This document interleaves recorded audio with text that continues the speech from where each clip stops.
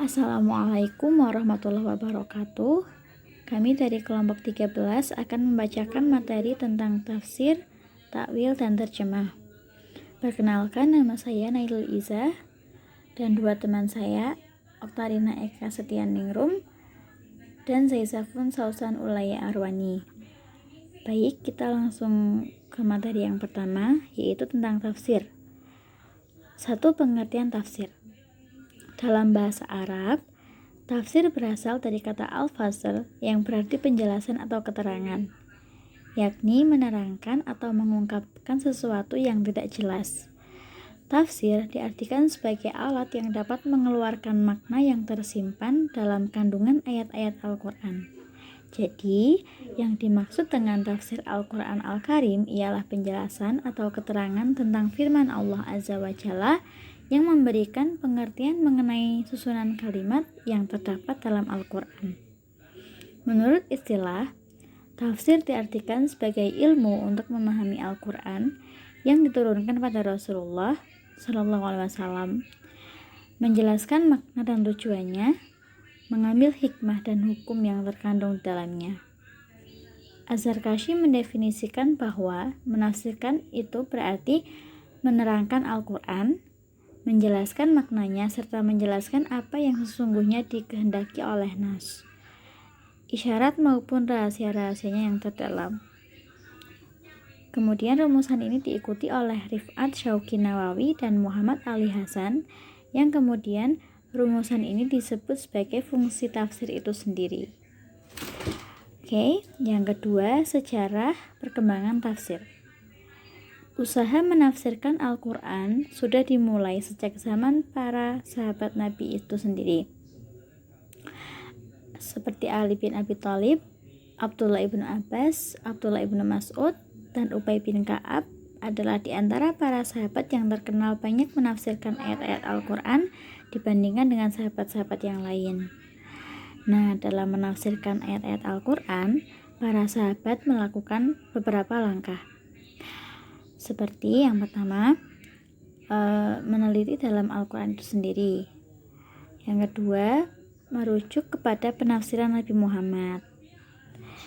Dan apabila tidak ditemukan keterangan tentang ayat tertentu dalam Al-Quran dan tidak sempat menanyakannya kepada Rasulullah SAW, para sahabat berijtihad dengan bantuan pengetahuan bahasa Arab, pengenalan dengan tradisi Arab, dan keadaan orang-orang Yahudi dan Nasrani di Arabia pada waktu ayat turun atau latar belakang ayat diturunkan, dan menggunakan kekuatan penalaran mereka sendiri.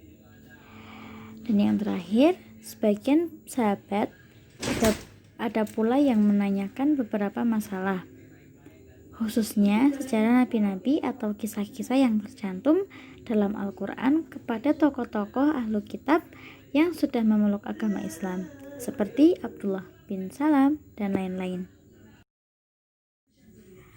Tafsir pada masa sahabat ini belum merupakan ilmu tersendiri, masih merupakan bagian-bagian dari riwayat hadis yang berserakan, belum sistematis seperti tafsir yang kita kenal sekarang.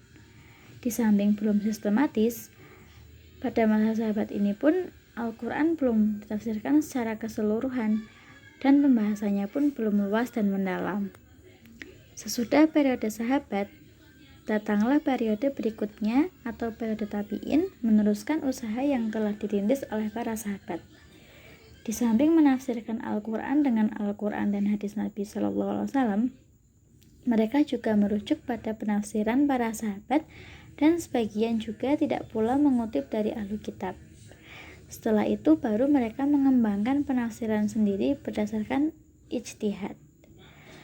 Sesudah masa sahabat dan tabi'in, datanglah masa kodifikasi atau tadwin hadis, di mana riwayat berisi tafsir dikelompokkan menjadi satu bab tersendiri, meskipun belum sistematis seperti susunan Al-Quran.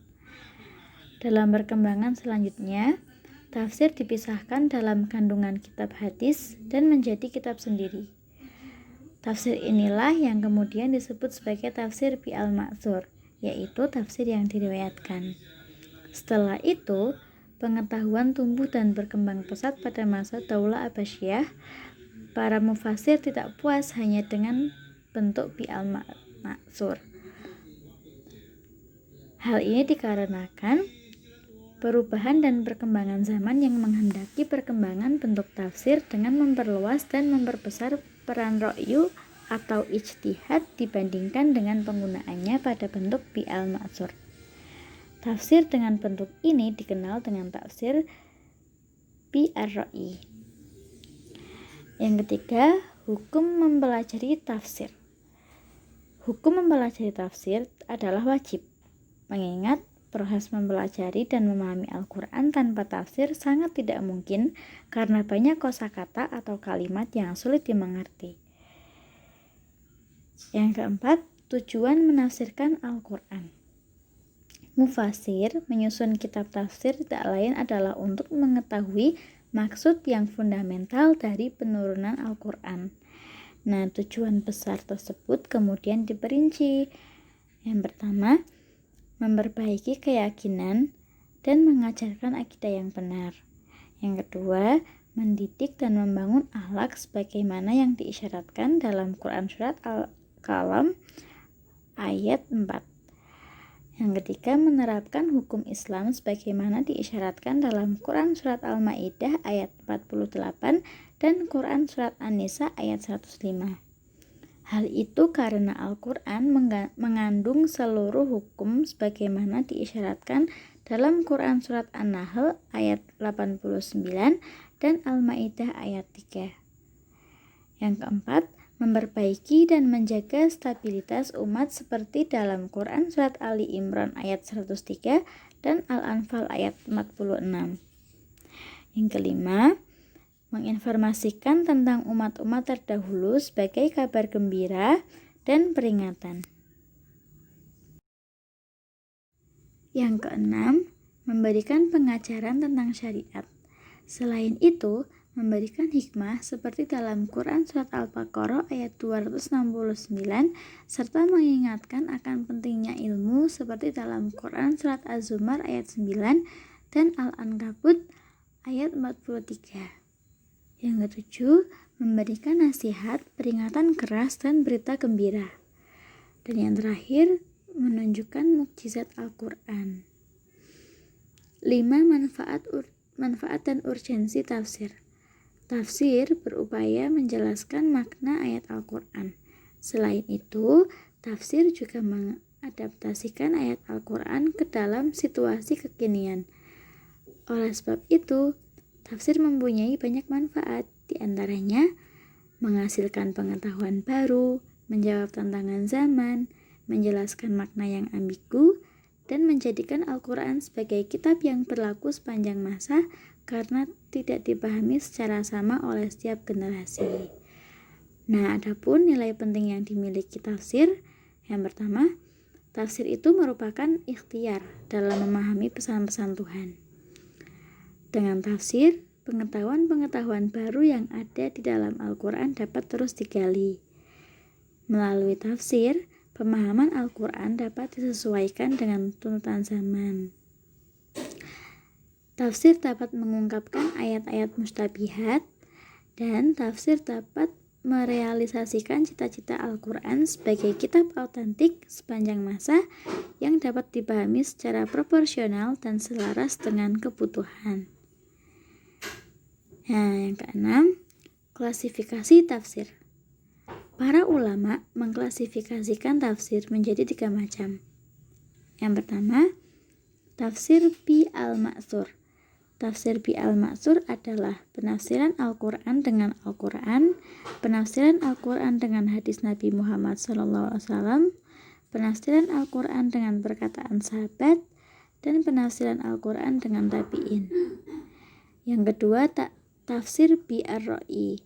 Tafsir bi'ar-ra'yi adalah upaya untuk memahami nas Al-Quran atau tafsir ijtihad seorang ahli tafsir atau mufasir yang memahami betul bahasa Arab dari segi sisinya, mengerti betul lafaz-lafaznya dan talalahnya, mengerti syair-syair Arab sebagai dasar pemaknaan, mengetahui betul asbab nuzul, mengerti nasikh dan mansuh di dalam Al-Quran, dan menguasai juga ilmu-ilmu lain yang dibutuhkan seorang mufasir. Yang terakhir, tafsir bi al-isyarah. Tafsir bi al-isyarah adalah menjelaskan ayat-ayat Al-Quran dengan isyarat-isyarat batin yang terpancar dari para sufi, orang yang bersih hatinya. Kedudukan tafsir. Kedudukan ilmu tafsir dapat dilihat dari 3 segi. Yang pertama dari segi objeknya. Karena objeknya adalah kalam Allah, sumber segala kemuliaan yang di dalamnya terdapat berita umat yang lalu, sekarang, dan yang akan datang. Hikmah-hikmah dan keajaiban-keajaiban yang tidak akan pernah habis. Yang kedua dari segi tujuan. Karena tujuannya adalah berpegang teguh pada tali agama yang kokoh dan meraih kebahagiaan yang hakiki dan kekal. Yang ketiga dari segi kebutuhan. Karena seluruh kesempurnaan duniawi dan ukhrawi sangat membutuhkan ilmu-ilmu agama, sedangkan sumber induk agama adalah Al-Quran. Selanjutnya, metode tafsir. Yang pertama, tahlili. Tafsir tahlili atau analisis adalah menafsirkan Al-Quran berdasarkan susunan ayat yang terdapat dalam mushaf. Metode tahlili merupakan cara yang dipergunakan oleh para mufasir klasik masa lalu. Yang kedua, muqaran. Tafsir muqaran adalah suatu metode atau teknik menafsirkan Al-Quran dengan cara memperbandingkan pendapat seorang musafir dengan mufasir lainnya mengenai tafsir sejumlah ayat. Yang ketiga, ijmali. Tafsir ijmali dapat diartikan kepada penjelasan maksud ayat Al-Quran secara umum dengan tidak memperincinya, atau penjelasan singkat tentang pesan-pesan ilahi yang terkandung dalam suatu ayat. Yang keempat, maudhu'i. Tafsir maudhu'i atau tematik ialah menafsirkan ayat Al-Quran tidak berdasarkan atas urutan ayat dan surat yang terdapat dalam mushaf, tetapi berdasarkan masalah yang dikaji. Selanjutnya, corak tafsir. Terdapat banyak corak tafsir, di antaranya tafsir sufi, yaitu suatu karya tafsir yang diwarnai oleh teori atau pemikiran tasawuf, baik tasawuf teoritis maupun tasawuf praktis. Yang kedua, tafsir falsafi, yaitu suatu karya tafsir yang bercorak filsafat. Yang ketiga, tafsir fiqhi, yaitu penafsiran Al-Quran bercorak fikih. Yang keempat, tafsir ilmi, yaitu penafsiran Al-Quran yang bercorak ilmu pengetahuan modern, khususnya sains eksakta. Yang terakhir, corak al-adabi wa al-ijtimai. Dengan corak ini, para mufasir mengungkapkan keindahan dan keagungan Al-Quran yang meliputi aspek balaghah, mukjizat, makna, dan tujuannya. B. Takwil. 1. Pengertian takwil. Secara etimologi, menurut sebagian ulama, kata takwil memiliki makna menerangkan dan menjelaskan.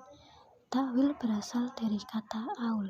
Kata tersebut dapat berarti ala rujuk atau kembali mengembalikan, yakni mengembalikan makna proporsi yang sesungguhnya.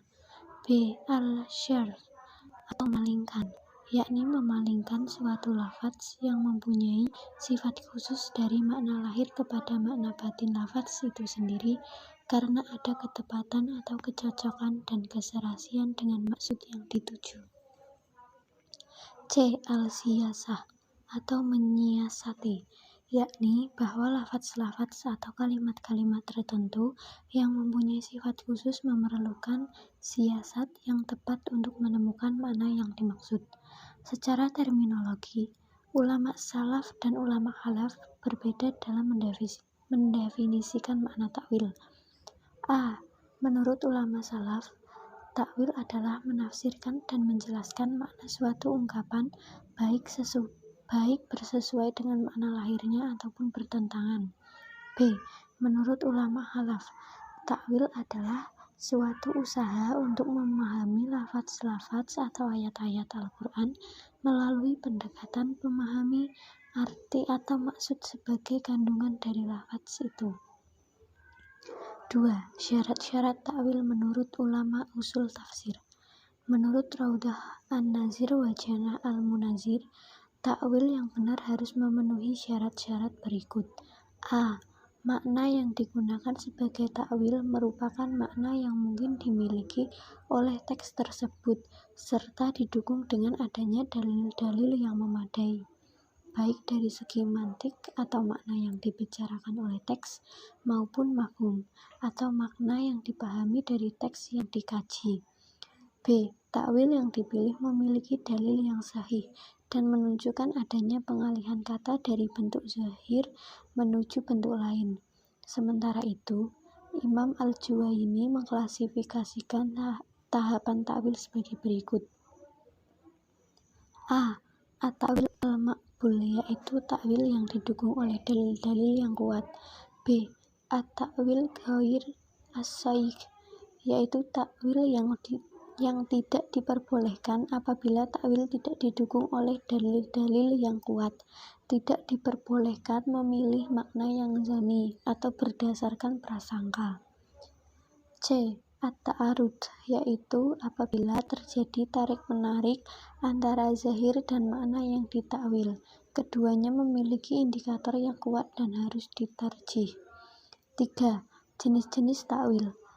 A. Takwil dekat. Takwil dekat adalah pengambilan salah satu makna yang mungkin ditunjuk oleh suatu teks dengan menggunakan sedikit tarjih karena makna itu mudah dipahami dan adanya indikator. B. Takwil jauh. Takwil jauh adalah pengambilan salah satu makna yang mungkin ditunjuk oleh suatu teks dengan menggunakan sejumlah tarjih untuk mengalahkan makna zahir teks, tetapi makna tersebut tidak didukung oleh dalil. C. Terjemah. Secara bahasa, terjemah berarti mengganti, menyalin, atau memindahkan kalimat dari suatu bahasa ke bahasa lain. Sedangkan menurut istilah, terjemah adalah ungkapan makna perkataan dengan perkataan yang menggunakan bahasa lain, yang disertai dengan keharusan seluruh makna-makna dan maksud-maksudnya. Adapun terjemah dapat dibagi menjadi beberapa macam. A. Terjemah harfiah atau lafziyah atau letterle. Maksudnya menerjemahkan lafaz dari suatu bahasa ke bahasa lain yang letak dan susunannya sesuai dengan bahasa semula. B. Terjemah maknawiyah. Manakotan. Terjemah maknawiyah adalah menjelaskan makna kalam dengan bahasa lain tanpa terikat dengan susunan kata-kata semula atau memelihara letak-letaknya. Perbedaan tafsir, takwil, dan terjemah. 1. Perbedaan tafsir dengan takwil. A. Pengertian tafsir lebih umum daripada takwil karena takwil berkenaan dengan ayat-ayat yang khusus, misalnya ayat-ayat mustabihat. B. Tafsir adalah penjelasan lebih lanjut dari takwil, dan dalam tafsir, sejauh terdapat dalil-dalil yang dapat menguatkan penafsiran boleh dinyatakan, demikianlah yang dikehendaki oleh Allah. Sedangkan takwilnya hanya menguatkan salah satu makna dari sejumlah kemungkinan makna yang dimiliki lafaz, dan tidak boleh menyatakan demikianlah yang dikehendaki oleh Allah. C. Tafsir menerangkan makna lafaz melalui pendekatan riwayat, sedangkan takwil melalui pendekatan dirayah atau kemampuan ilmu dan berpikir rasional. D. Tafsir menerangkan makna-makna yang diambil dari bentuk yang tersurat, sedangkan takwil adalah dari yang tersirat. E. Tafsir berhubungan dengan makna-makna ayat atau lafaz yang biasa-biasa saja, sedangkan takwil berhubungan makna-makna yang kudus. F. Tafsir mengenai penjelasan maknanya telah diberikan Al-Quran sendiri, sedangkan takwil penjelasan maknanya diperoleh melalui istinbat atau penggalian dengan memanfaatkan ilmu-ilmu alatnya. Secara garis besar, perbedaan tafsir dan takwil adalah tafsir menunjukkan makna dari ayat-ayat yang jelas, sedangkan takwil menunjukkan makna-makna dari ayat-ayat yang samar atau tersembunyi, yang masih membutuhkan pemikiran dan penggalian karena mempunyai banyak arti. 2. Perbedaan tafsir dengan terjemah. A.